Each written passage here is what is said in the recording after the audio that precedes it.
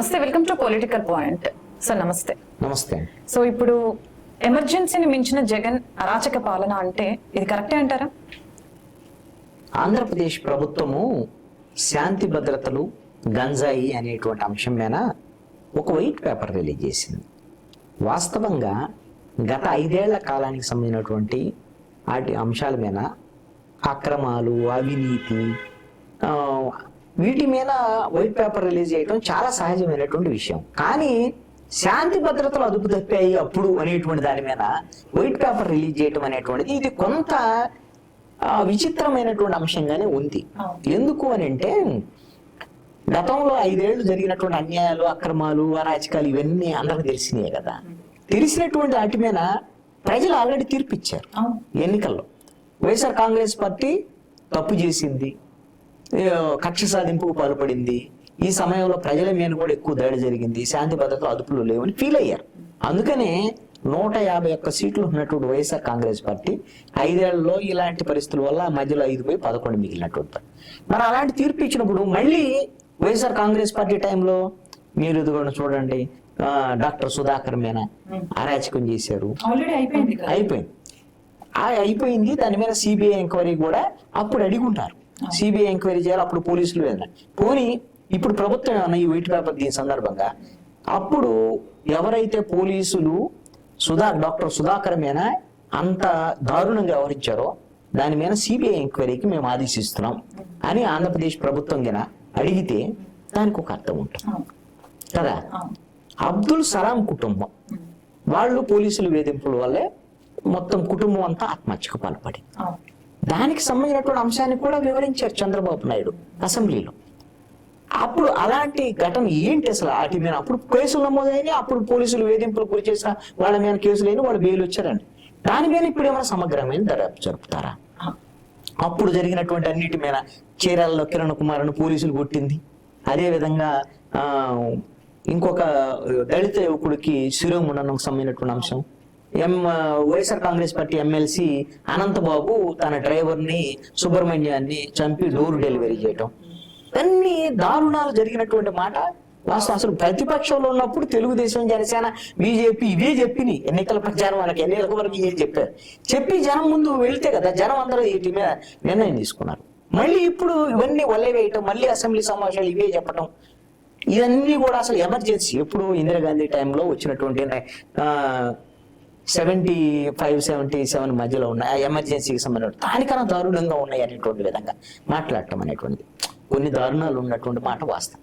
అసలు ఎందుకు ఈ ప్రభుత్వము లా అండ్ ఆర్డర్ మీద, గంజాయి మీద వీళ్ళు వైట్ పేపర్ రిలీజ్ చేయాల్సి వచ్చిందంటే దీనికి ప్రధానమైనటువంటి కారణం ఉంది, పొలిటికల్ రీజన్ ఉంది. అది ఏంటి అంటే జగన్మోహన్ రెడ్డి ఎన్నికల తర్వాత ఈ ప్రభుత్వాన్ని నిరకాటంలో పెట్టేటువంటి విధంగా ఫలితాల తర్వాత 45 రోజుల పాటు జరిగినటువంటి ఈ ప్రభుత్వ అక్రమాల మీద ఆయన ఢిల్లీ వరకు వెళ్ళి గందరగోళం చేసి అక్కడ రాష్ట్రపతి పాలన పెట్టాలి అని కేంద్ర ప్రభుత్వం దగ్గరికి వెళ్ళి ఢిల్లీ వీధుల్లో ఇక్కడ వీడియోలు, ఫోటోలు ఇవన్నీ పెట్టినటువంటి పరిస్థితులు, దీంతో డిఫెన్స్ లో పడిపోయింది ఆంధ్రప్రదేశ్ ప్రభుత్వం కూడా. అందుకని దాన్ని కౌంటర్ చేయటం కోసం గత ప్రభుత్వ హయాంలో ఇన్ని అక్రమాలు జరిగాయి, అన్యాయం జరిగాయి అనేటువంటి విధంగా జగన్మోహన్ రెడ్డి టైంలో ఇలా జరిగింది అనేటువంటి విధంగా వీళ్ళు చెప్పారు. ఈ రోజున జగన్మోహన్ రెడ్డి దాని మీద ప్రెస్ మీట్ పెట్టి ఏం చెప్తున్నాడు? లేదు ఆ ప్రభుత్వ హయాంలో, మా ప్రభుత్వ హయాంలో జరిగినటువంటి దాడులు వీటికన్నా కూడా, ల్యాండ్ హత్యల కన్నా కూడా ఈ 45 రోజుల కాలంలో ఎక్కువ జరుగుతున్నటువంటి పరిస్థితి ఉంది.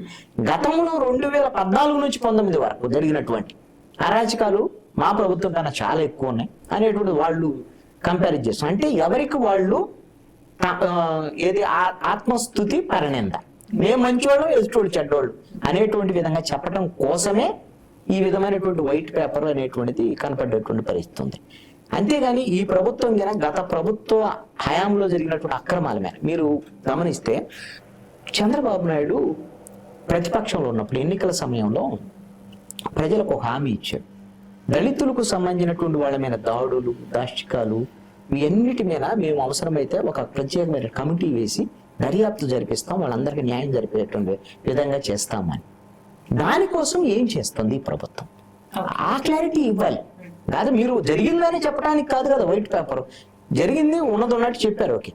భవిష్యత్ ప్రణాళిక ఏంటి? మీరు వాళ్ళకి ఆ బాధితులకి ఏం చేస్తారు? దళిత యువకుడు వరప్రసాద్కి అతను రాష్ట్రపతి వరకు పెట్టుకున్నాడు, నాకు అన్యాయం జరుగుతుంది. అతనికి ఏమి న్యాయం చేస్తారు మీరు? కిరణ్ కుమార్ రెడ్డి వాళ్ళ కుటుంబానికి ఏమి న్యాయం చేస్తారు? అబ్దుల్ సలాం సంబంధించిన ఆ కేసులో ఏమైనా సిబిఐ ఎంక్వైరీ ఉంటుందా? డాక్టర్ సుధాకర్ కేసులో పోలీసుల మీద సిబిఐ ఎంక్వైరీ ఉంటుందా? ఇవి ప్రజలు కోరుకునేటువంటి అంశాలు. కాబట్టి ఈ రెండు కూడా ఇటు వైఎస్ఆర్ కాంగ్రెస్ పార్టీ, అటు తెలుగుదేశం జనసేన బీజేపీ కూటమి ఇద్దరు రాజకీయ పరమైనటువంటి ఆరోపణలకు మాత్రమే ఇది పరిమితమైనటువంటి అంశంగా ఈ వైట్ పేపర్ కనబడుతుంది. సో ఒకరి మీద ఒకరు ఆరోపణలు చేసుకోవడం ఎక్కువైపోతుంది. అంటే ఎవరికి వాళ్ళు రాజకీయ ప్రయోజనాల కోసం మా పార్టీ మంచిది, మా పాలన బాగుంది, ఎదుటి వాళ్ళ పాలన బాగాలేదు అనేటువంటి.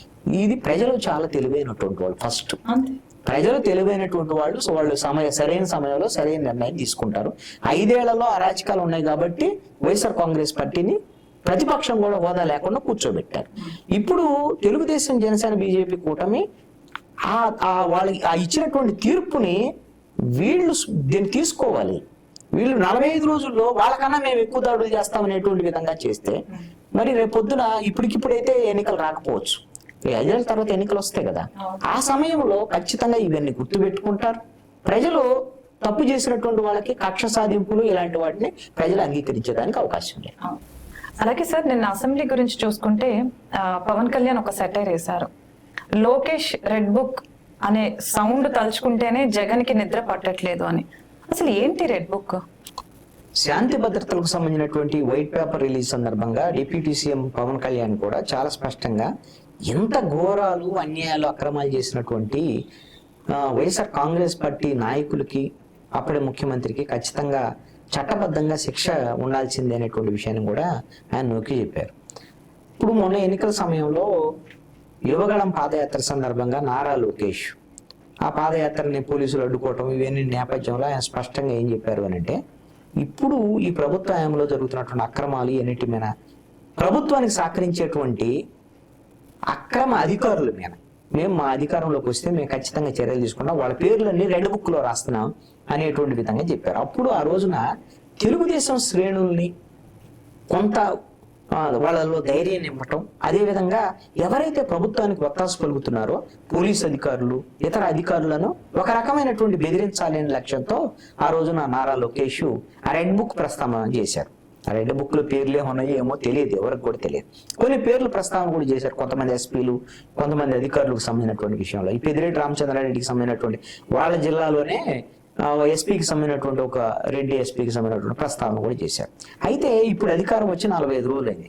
ఈ రెడ్ బుక్ దీన్ని అమలు చేస్తారా ఏంటి?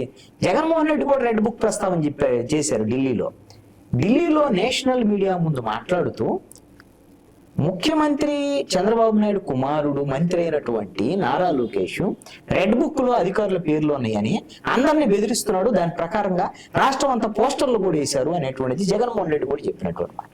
అందుకని రెడ్ బుక్ ను మర్చిపోవట్లేదు, రెడ్ బుక్ అంటే భయం అవుతుంది అనేటువంటి విధంగా సెటైర్లు వస్తున్నటువంటి పరిస్థితి. అయితే మనం ప్రజాస్వామ్యంలో ఉన్నాం కాబట్టి రెడ్ బుక్ లో ఎవరి పేర్లు ఉన్నాయి, దాని ప్రకారంగా వాళ్ళ మీద చర్యలు తీసుకుంటాం, ఇలాంటివన్నీ ఉండవు.